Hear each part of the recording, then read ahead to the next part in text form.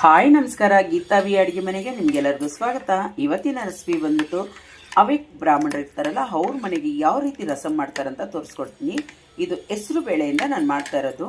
ಇದನ್ನ ಒಂದು ಲೋಟ ಹೆಸರು ಬೇಳೆನ ಬೇಯಿಸಿ ಅದಕ್ಕೆ ಸ್ವಲ್ಪ ಅರಿಶಿನ ಎಣ್ಣೆ ಹಾಕಿ ಬೇಯಿಸ್ಕೊಂಡಿದ್ದೀನಿ. ನುಣ್ಣಕ್ಕೆ ಅರಿಶಿನ, ರಸಂ ಪುಡಿ ಮನೆಗೆ ಮಾಡಿರೋದು, ಅಚ್ಚ ಖಾರದ ಪುಡಿ, ಕೊತ್ತಂಬರಿ ಸೊಪ್ಪು, ಕರಿಬೇವು, ಸ್ವಲ್ಪ ಹುಣಸೆಹಣ್ಣು ನೆನೆಸ್ಕೊಂಡಿದ್ದೀನಿ, ಸ್ವಲ್ಪ ಜೀರಿಗೆ 1 ಸ್ಪೂನ್ ಅಷ್ಟು, ಸಾಸಿವೆ, ಹಸಿಮೆಣಸಿನಕಾಯಿ, 3 ರಿಂದ 4 ಟೊಮೆಟೊ ಸಣ್ಣದು.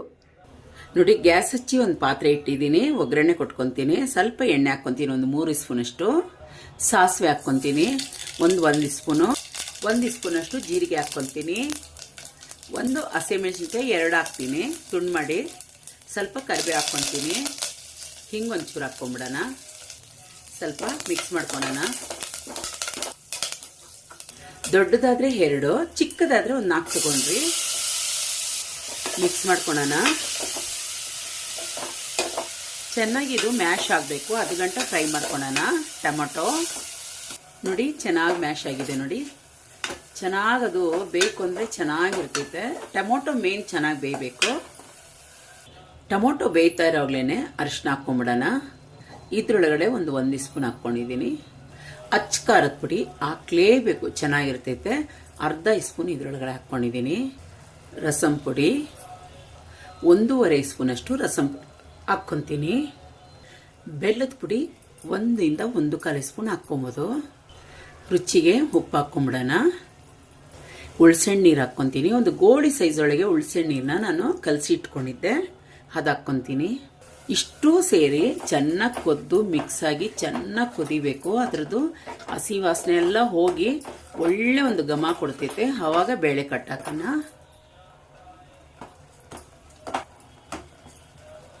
ಈ ರಸಂ ಚೆನ್ನಾಗಿದೆಯಾ ಇಲ್ವಂತ ನಿಮ್ಗೆ ಹೆಂಗೆ ಗೊತ್ತಾಗ್ತೈತೆ? ಇದು ಬಂದು ಸಿರ್ಸಿ, ಕುಂದಾಪುರ, ಉಡುಪಿ ಕಡೆ ಮಾಡೋ ರಸಂ ಇದು.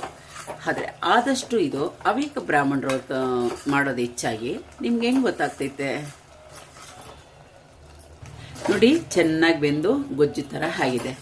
ಇದು ಮಾಡಿ ತಿಂದರೆ ಅಲ್ವಾ ಗೊತ್ತಾಗೋದು ರಸ ಹೆಂಗಿದೆ ಅಂತೇಳಿ. ಆ ಕಡೆ ಇರೋರಿಗೇನೋ ಗೊತ್ತು, ನಮ್ಮ ಬೆಂಗಳೂರೊಳಗೆ ಇರೋರಿಗೆ ಕೆಲವ್ರಿಗೆ ಗೊತ್ತಿಲ್ಲ. ಹಾಗಾಗಿ ಇದು ಮಾಡಿ ತಿಂದ್ರೇ ಗೊತ್ತಾಗೋದು. ಬೇಳೆ ಹಾಕ್ಕೊಂಬಾರ್ದು, ಬಿರೀ ಅದ್ರದ್ದು ನೀರು ಮಾತ್ರ ಹಾಕ್ಕೊಬೇಕು. ಈಗ ರಸಕ್ಕೆ ಎಷ್ಟು ಯಾವ ಅದಕ್ಕೆ ಬೇಕಂತ ನೋಡಿಕೊಂಡು ನೀರು ಹಾಕ್ಕೊಬೋದು. ನೋಡಿ, ಈ ಅದಕ್ಕಿರಬೇಕು ನೀರು. ನೋಡಿ, ಈ ಥರ. ಈಗ ಕುದಿಯಕ್ಕೆ ಬಿಡೋಣ. ಚೆನ್ನಾಗಿ ಮಿಕ್ಸ್ ಮಾಡ್ಕೊಳ್ಳೋಣ. ಒಂದು ಸೆಕೆಂಡ್ ಕುದಿಯಕ್ಕೆ ಬಿಡೋಣ. 1 ಸ್ಪೂನ್ ಅಷ್ಟು ತೆಂಗಿನಕಾಯಿ ತುರಿದು ಹಾಕಿ ಚೆನ್ನಾಗಿರ್ತೈತೆ ರಸಮು. ಈಗ ಸ್ವಲ್ಪ ಕೊತ್ತಂಬರಿ ಹಾಕೋಣ. ನೋಡಿ ಯಾವ ಥರ ಇದೆ ಅಂತ ತೋರಿಸ್ತೀನಿ. ನೋಡಿ, ಈ ಅದಕ್ಕಿರಬೇಕು. ನೋಡಿದ್ರಲ್ಲ ರಸಮ್ ಯಾವ ಥರ ಇದೆ ಅಂತೇಳಿ. ಅನ್ನ ಸ್ವಲ್ಪ ಚೆನ್ನಾಗಿ ಬೆಂದಿರಬೇಕು. ಆ ಕಡೆ ಸೈಡೆಲ್ಲ ಅನ್ನ ಚೆನ್ನಾಗಿ ಬೆಂದಿರ್ತೈತೆ.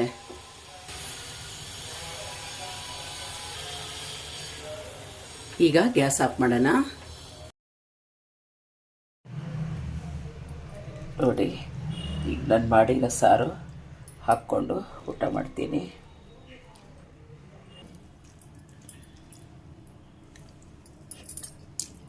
ನಿಜವಾಗ್ಲೂ ತುಂಬ ಚೆನ್ನಾಗಿದೆ.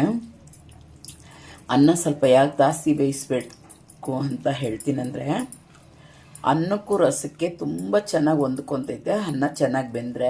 ಹಂಗಾಗಿ ಹೇಳಿದೆ. ಇಲ್ಲಿ ನೋಡಿ ನೋಡಿ. ಜೊತೆಗೆ ಇದು ಇಷ್ಟ ಆಯ್ತಾ? ಇಷ್ಟ ಆದರೆ ಪ್ಲೀಸ್ ಒಂದು ಲೈಕ್ ಕೊಡಿ, ಸಬ್ಸ್ಕ್ರೈಬ್ ಆಗಿ, ಪಕ್ಕದೊಳಗಿರೋ ಬೆಲ್ ಬಟನ್ನ ಕ್ಲಿಕ್ ಮಾಡಿ. ಥ್ಯಾಂಕ್ ಯು ನನ್ನ ವಿಡಿಯೋ ನೋಡೋದಕ್ಕಾಗಿ. ಬಾಯ್.